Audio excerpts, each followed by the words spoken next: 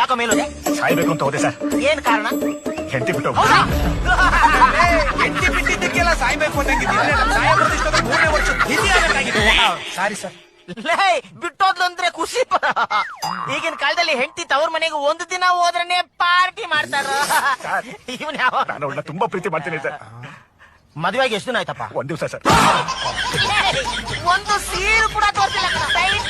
ಓಡೋಗ್ಬಿಟ್ಟೋಣ ನೋಡ. ಹೆಂಡತಿ ಬಿಟ್ಟೋದ್ರೆ ಹೋಗಿ ಸಮಾಧಾನ ಮಾಡಿದ್ರೆ ಬರ್ತಾರೆ. ಹಿಂಗ್ ಬಂದು ಪ್ರಾಣ ಕಳ್ಕೊಂಡ್ರೆ ಏನೋ ಬರುತ್ತೆ.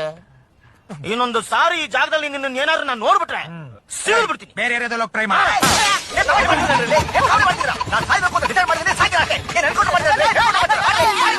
ಬಿಪಿ ರೈಸ್ ಆಗಿ ಇಲ್ಲೇ ಸಾಕಾಗ್ಬಿಟ್ಯಾ? ಸುಮ್ಮನೆ ಮಾತು ಕೇಳ್ಕೊ. ಅಯ್ಯೋ ಯಾಕೋ ಇಷ್ಟೊಂದು ಎಕ್ಸೈಟ್ ಆಗ್ತಾನೆ. ಹೋಗ ಅದ್ ನಾನ ಸರ್. ಒಕ್ಕಾಕೊಂಡಾಗ ಕಾರ್ನರ್ ತನಕ ಬಿಟ್ಟು ಬರು. ಸಮಾಧಾನ ಮಾಡ್ಕೊಳ್ಳಿ. ಯಾಕೆ ಅಂಗ್ರೇಜ್ ಆಗ್ಬಿಟ್ಟು ನೋಡ್ಕೊಳ್ರೆ ನನ್ಗೇನಾರು ಹೊಡೆದ್ಬಿಟ್ಟು ಎಂತ ನನ್ ಮಕ್ಳು ಇದಾರಪ್ಪ ಈ ಪ್ರಪಂಚದಲ್ಲಿ.